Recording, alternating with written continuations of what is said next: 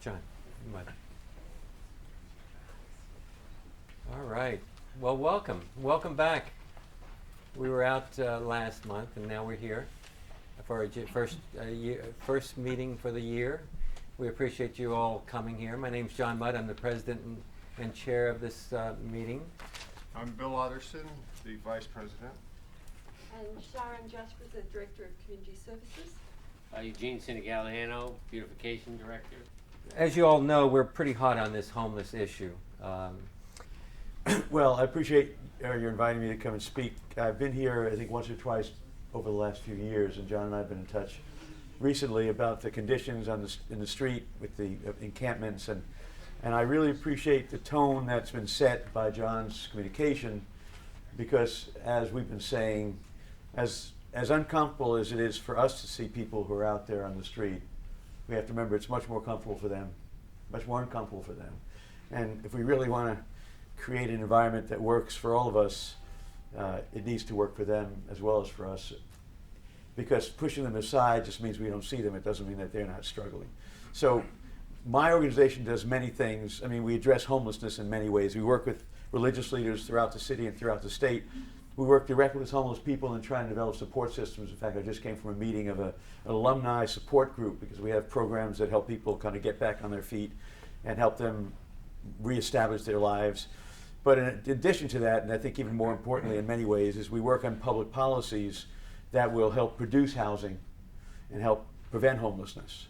And so John and I have been talking a lot about those issues, and I wanted to bring some of them to your attention, but also let me just say that as we work to try to find ways of helping our homeless neighbors to live in a way that's not difficult for us and that works for them, it's also important that we realize why many of them are in those situations, because as we know, affordable housing is almost a misnomer unless you're already living in affordable housing. It's hard to find affordable housing if you're not already there. And so there are various things that we're working on to try to address that situation. As we know, there's 60,000 homeless people in New York City. There are probably as many people who are close to being homeless, doubled up, tripled up. And so it's important that we produce housing for people who need housing, but it's also important that we prevent people from becoming homeless who are at risk of homelessness. So one of the issues we're working on is to try to establish the right to legal counsel in housing court. As we know, any of us who've seen Law and Order, if you don't have an attorney, one would provide it for you. That's in criminal court, not in civil court. Civil court, you're on your own. And in civil court and eviction proceedings, 90% of the landlords have an attorney. Traditionally, it's been about 10% of the tenants have had an attorney. Many people get an eviction notice. They don't even go to court. They just say, please give me some time, I'll leave. The fact is that the last year under Bloomberg, 30,000 households were evicted. We estimate that half of them would not have been if they knew their rights, if they had an attorney. 15,000 households would not have become homeless if they only had someone to defend them. This current mayor has added $50 million to legal assistance in housing court, consequently has reduced evictions by 24%. But we feel there are still probably 10,000 households a year that are being evicted because they don't know their rights. So we are working with a majority of the city council members to establish the right to counsel in housing court for people up to 200% of the poverty line, which is about 40,000 for a family of three. We feel if we did that, we'd save about 10,000 more people from becoming homeless, and therefore there'd be 10,000 less families in our shelter system. So the biggest bang for your buck is keeping people from losing their homes in the first place. And that's a big effort, and the mayor just has to decide he's going to bite the bullet and put $300 million into the budget to start up, but we estimate he'd save $200 million a year after that, because we're spending $30,000 to $35,000 to keep a family in a shelter. It costs a lot less to defend them in housing court and allow them to keep their home. Another thing that we're working on, some of you may have heard of this, something called supportive housing. There are some of our brothers and sisters out there are homeless, but they also need services. They're mentally ill, physically disabled. Many of them are on the street, but many are in shelters that are inappropriate for them. And many of them end up in jail, in the hospital. And but with the right kind of housing and support services, they can live productive lives. We petitioned the mayor and the governor to commit to building 35,000 supportive housing units, because the need is so great. Every year, 20,000 households qualify for supportive housing, but only 1 out of 6 get the housing because there's just no housing with support services available. And so we got the governor and we got the mayor to commit to 35,000 over 15 years. The mayor committed to 15,000, governor to 20,000, and the governor put $2 billion in the budget for supportive and affordable housing. But required to release that $2 billion was what's called a Memo of Understanding, an MOU. And that means an agreement between him and the 2 other legislative leaders, and they have not signed the MOU. So there's $2 billion in the budget waiting for the signature of these 3 leaders. And so we've been in front of the governor's office every Wednesday for the last 25 Wednesdays, every morning, every Wednesday at 9 a.m., to let them know that we haven't forgotten. And this Friday, we were up in Albany because it's a 1-year anniversary of his 20,000 unit promise. We delivered 25,000 letters and had a press conference with religious leaders. So the governor knows that we're asking him to do his job. And as I've been saying, it's easy to make a promise. We didn't hire the governor to do the easy work. The hard job is to keep your promise. And that's what we're asking the governor to do. The third issue I want to mention, which could be really change the whole environment, deals with the fact that, as you probably know, people on public assistance get a certain amount towards their housing costs. It's called a shelter allowance. But right now, a single individual will get $215 every 2 weeks to pay for housing. Find a place for $430 a month someplace, right? Any place. So we've been creating these subsidies for 30 years because the shelter allowance has never been equal to the cost of even minimal housing. So Andy Hevesy, who's a state assembly member, is introducing something called home stability support, which would raise the shelter allowance to somewhere close to the prevailing rents. This would save millions of dollars, hundreds of millions of dollars a year, and save tens of thousands of families. People would be able to get enough to pay for housing. And it's actually moving on pretty well in the state legislature. So this would change the whole game. People could actually get enough to pay for housing, and we're pushing for that. So these are the 3 of the things that we're working on. Each of them could make a significant difference in the lives of the folks out there. But in the meantime, I think I always try to remind ourselves that we have to treat every person out there as a human being and realize that they've got a story. There's a reason why they're out there. And if we can engage them, we can begin to, as John has started to do, to find out what we can do to help move them along and really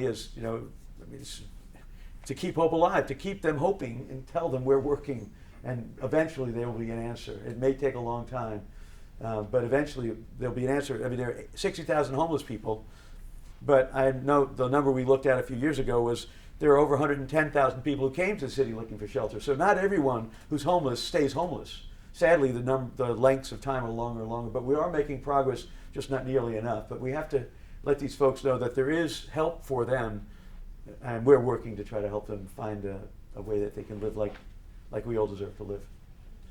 So I don't know if you have any questions. I've given you a lot. Is it there is some legal help for people that are facing eviction? There is. I know a woman that's been doing it for the last 23 years. Right. And there is legal help, and the mayor, as I said, added $50 million to the budget, which means that they've reduced evictions by 24%.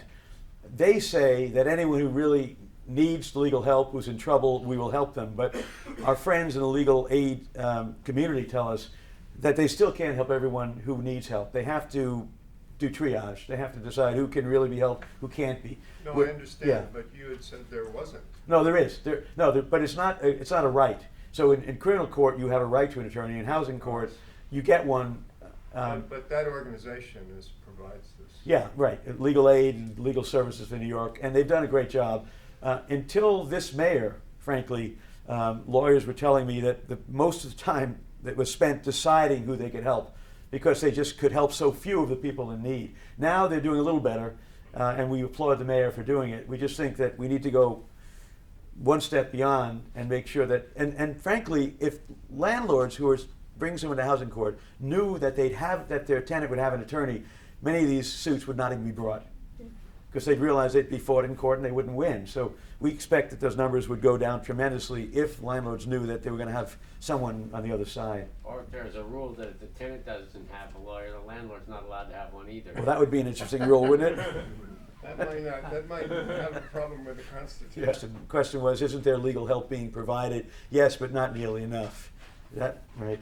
And we feel that, again, as a city, if we're a decent city, we should say that, and particularly, you can imagine a senior citizen on fixed income who's of limited mental capacity, been living in the same place for 40 or 50 years, and now they're being evicted. They're frightened. They'll freeze. Many of them, as I say, don't even go to court because they just don't feel that they can win, but they can. And I mean, I've spoken to people who told me that they have relatives who were told they're being evicted, and they said, please give us some time to move out. They didn't need to be evicted. The landlord lied to them and said, you're being evicted and you have no rights, and they believed it. We have to protect those people, particularly low-income, elderly, and anyone else who doesn't have the capacity to defend themselves. So it would make a big difference, and it would save us a lot of money. It would make us a much more decent city. Anyone else? Questions? Questions? Yes. I agree with you. It would be less expensive to keep those people put where they are Exactly. instead of shipping them to the hotels and paying 3 times more. Much less expensive to keep people in their homes than to put them in shelters. And also, you think about how productive are you when you're in a shelter, when your children have to move, go from one school to another, you're not able to cook for yourself. It's just terrible what we do to people. I think that we have to remember, you see someone who's homeless, you're seeing them at the lowest point of their entire life. This person, many of them, had productive lives. Something happened to them. Each of us can imagine a scenario in our own lives when every support disappears and we have no option but the street. It's a horrible thing to imagine, but many of us could write that scenario. Fortunately, we don't have to imagine it, but this is what's happened to people. Things have happened. They've lost a loved one, they've lost a job, they've had a physical injury, emotional trauma. And so when you see them, that's not who they really are. That's who they are. It's like seeing a person after hit by a truck, thinking, oh, that person is always with their head bloody and their arm broken. No, that's not who they are. That's who they are after trauma. And we have to be able to remember and help them remember who they are, even when they forget. Because when they start to see themselves reflected in the eyes of people who treat them like they're less than human, they start to believe it. I mean, our psyches are very, very delicate. And when we're treated like that day after day, and when we haven't gotten any sleep, we forget who we are. And I'm always remembering with our programs, which work with people for 3 months and match them with mentors and help them share their story, they start to become who they are again. And you discover who that person was in front of you that they had forgotten. So we just have to remember, when you see that person, there's a lot more there than we see if we could just help them to heal. Yeah, and the budget for housing a person too in the housing system is like $3,000 or more, right? Yeah. I mean, even for a single, it could be 40 or 50,000, a year. I mean, and we're not helping them to help themselves. We're keeping them on their knees instead of helping them to get on their feet. We just have to believe everybody has potential to give back if they're treated like decent human beings. And so we have to imagine that we can, as a city, create enough affordable housing and provide enough support for people to live like that. We can. It's not easy, but we can do it. And the reason we have such a high number of homeless people is because we've had bad policies for many years. I mean, think of, for example, housing. Rent stabilized housing. As we know, as many of us know, the rent laws are set at New York State, even though most of the rental housing is in New York City. These rent laws get weakened every time they get renewed. We've lost between $250,000 and $500,000 rent stabilized apartments because of something called vacancy decontrol. When the rent reaches a certain level and the apartment's vacant, the landlord has no compulsion to keep that rent regulated. So you've lost $500,000 of affordable apartments. What do we expect? And we also know people, uneducated or undereducated, aren't able to earn enough to pay for the housing that's out there. So we need to it's an all of the above strategy. We need to do all these things: keep people in their homes, help keep rents regulated, help build more housing, help provide services, and we can really make a difference. In fact, we'll point to the fact that there's 60,000 homeless people in New York. If not for policies of this mayor, it probably would be closer to 80 or 85,000. it's sad to admit, but I mean, even though we're worse off than we were before, we'd be much worse off if not, for example, for this legal assistance in housing court. We've probably saved 15 or 20,000 households from losing their homes. Many of them would be in the shelter. Anybody else? Excellent presentation. Thank Yes, you very very much. nice. Thank you. And thank you for all your work. Thanks, John.